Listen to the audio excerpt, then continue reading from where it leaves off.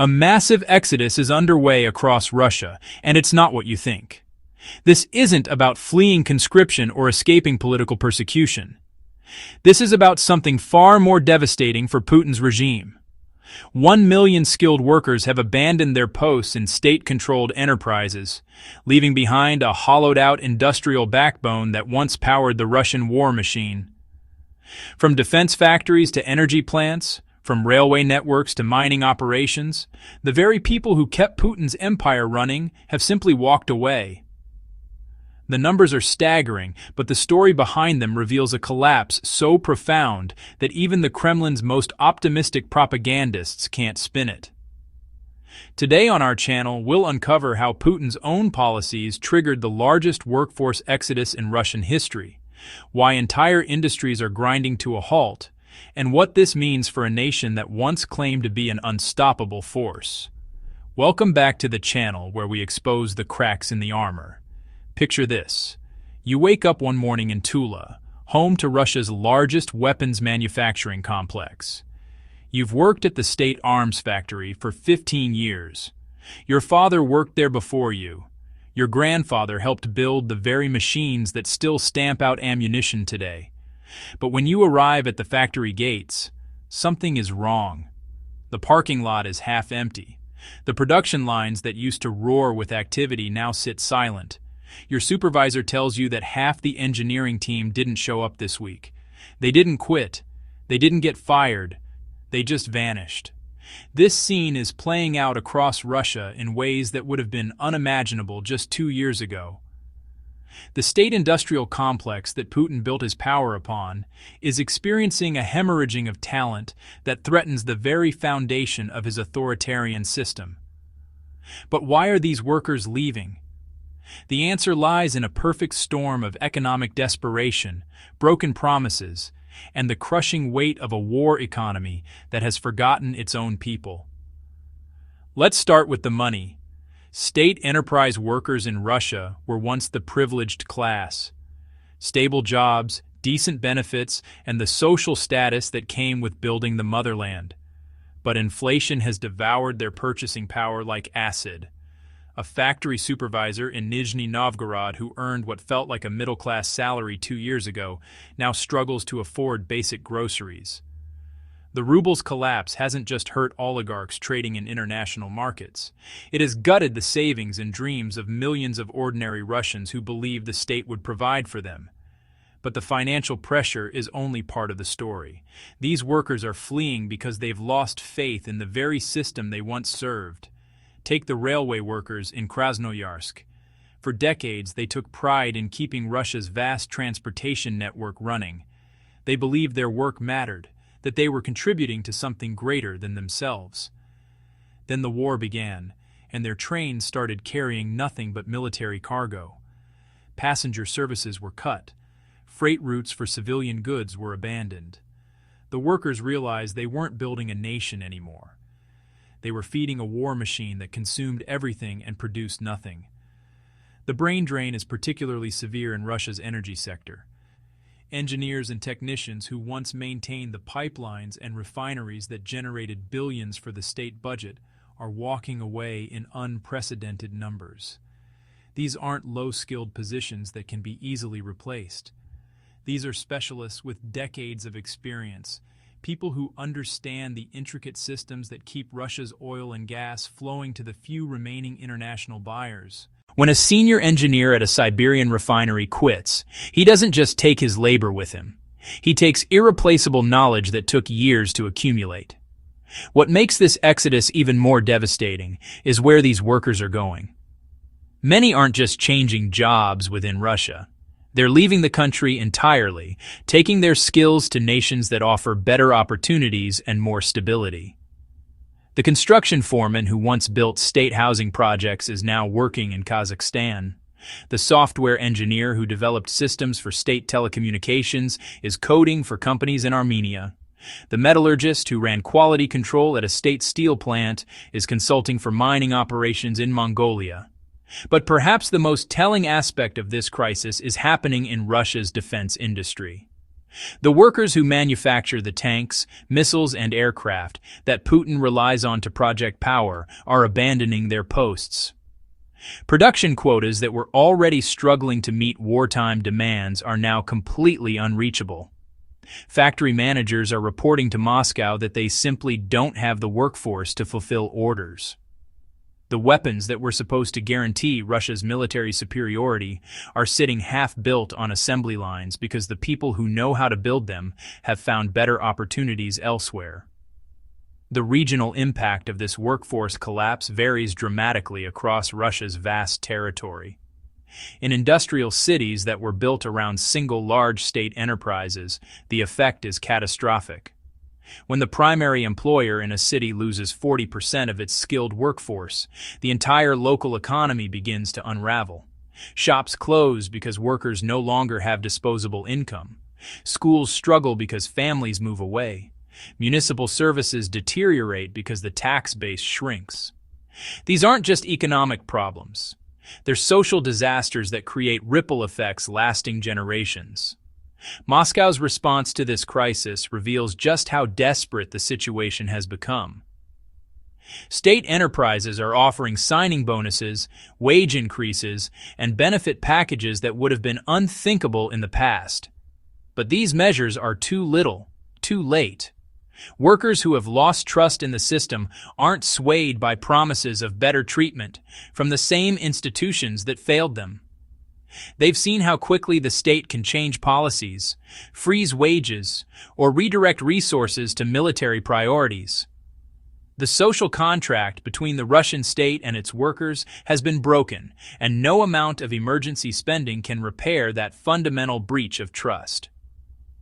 The psychological impact on remaining workers cannot be overstated.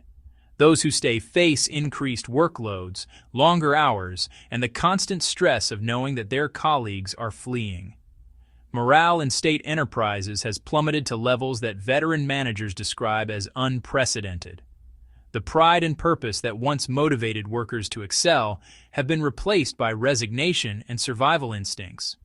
People show up, do the minimum required work, and count the days until they can find their own exit strategy. What we're witnessing isn't just a labor shortage, it's the systematic dismantling of the human infrastructure that made Putin's Russia possible. The million workers who have abandoned state enterprises represent more than statistics on a government report. They represent the collapse of an entire model of governance based on state control of key industries and the loyalty of skilled workers who believed in the system. This exodus is creating a domino effect that extends far beyond individual factories and enterprises. When skilled workers abandon their posts, they take with them not just their labor, but the institutional memory that keeps complex systems functioning. In Russia's nuclear industry, technicians who understood the intricate safety protocols developed over decades are disappearing from control rooms. The replacements, hastily trained and inexperienced, lack the deep knowledge needed to prevent catastrophic failures. This isn't just an employment crisis, it's a ticking time bomb in sectors where mistakes can have devastating consequences. The regional governors who once boasted about their industrial output are now scrambling to hide the reality of empty factories from Moscow's watchful eye. In Chelyabinsk, officials report that production targets are being met, but independent sources reveal that entire workshops sit idle because there aren't enough qualified operators to run the machinery. The gap between official statistics and ground truth has become a chasm that even the most creative bureaucrats struggle to bridge. But the most damaging aspect of this workforce collapse is how it's accelerating itself. When workers see their colleagues leaving and production falling behind, it creates a psychological momentum that's almost impossible to stop. Fear becomes contagious. Doubt spreads through factory floors like wildfire. Workers who might have stayed loyal under normal circumstances begin updating their resumes and making phone calls to friends in other industries or other countries. The international implications of this brain drain are profound. Countries that were once competitors for Russian expertise are now benefiting from an unexpected windfall of skilled professionals. Engineering firms in Central Asia are suddenly staffed with former Russian specialists. Technology companies in Eastern Europe are gaining access to talent they never could have recruited before. Putin's policies haven't just weakened Russia. They've strengthened potential rivals by providing them with the human capital that Russia desperately needs to retain. Meanwhile, the Russian government's attempts to address this crisis have backfired spectacularly. New laws restricting worker mobility have only intensified the desire to leave. Threats of prosecution for abandoning strategic positions have pushed more workers to seek opportunities abroad rather than risk legal consequences at home. Every heavy-handed measure designed to keep workers in place has instead accelerated their departure. The education system that once fed skilled workers into state enterprises is also crumbling. Technical schools and universities are seeing enrollment plummet as young people realize that investing years in training for state sector jobs leads nowhere. The pipeline of future talent that would normally replace retiring workers has dried up. Russia isn't just losing the workers it has. It's failing to develop the workers it will need in the future. What makes this situation particularly ironic is that Putin's war economy theoretically should have created more opportunities for skilled workers, not fewer. Defense spending has skyrocketed. State enterprises have received massive budget increases. Factory managers have been given authorization to expand their operations. But none of this matters when the fundamental conditions that make people want to work in these industries have been destroyed. The social fabric of industrial communities across Russia is unraveling as this exodus continues. Families are making desperate decisions about whether to stay in familiar surroundings with deteriorating prospects or uproot their lives for uncertain opportunities elsewhere. Children are growing up watching their parents struggle with choices that previous generations never had to face. The stability and predictability that once defined life in Russia's industrial heartland has been replaced by anxiety and constant uncertainty. Foreign intelligence services are watching this development with intense interest. A workforce crisis of this magnitude creates opportunities for recruitment and information gathering that didn't exist before. Disaffected workers with access to sensitive information about Russian industrial capabilities represent valuable intelligence assets.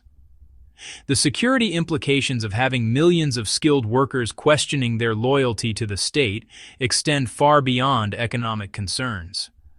As winter approaches and energy costs soar, the pressure on remaining workers will only intensify. The heating bills that were once manageable on state enterprise salaries are becoming impossible to pay. Workers who might have weathered the economic storm during warmer months are facing the prospect of choosing between feeding their families and staying warm. For many, this final push will be enough to overcome whatever hesitation they still have about leaving their jobs behind.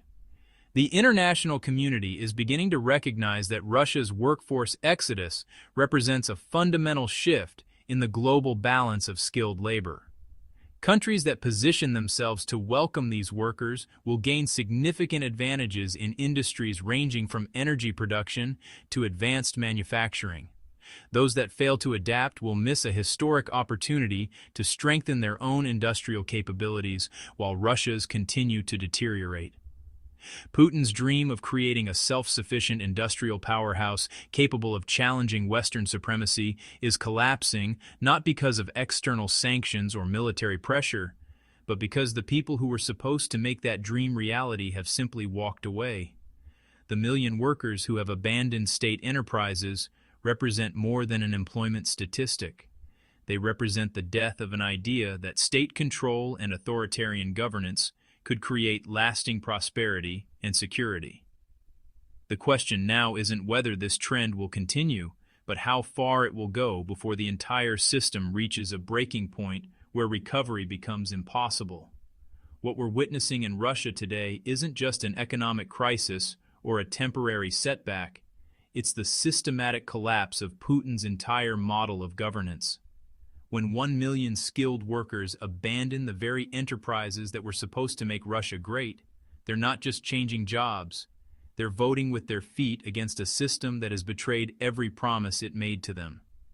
The empty factories, Silent production lines and half-built weapons scattered across Russia tell the real story of Putin's legacy. Not conquest, but collapse. Not strength, but surrender. History will remember this moment as the point when Putin's Russia didn't fall to foreign armies or economic sanctions, but to the quiet rebellion of its own people walking away. The workers who once built the Soviet Union's industrial might, and later sustained Putin's dreams of empire, have delivered the most devastating verdict possible. They've decided that their skills, their futures, and their children's lives are worth more than serving a system that sees them as expendable.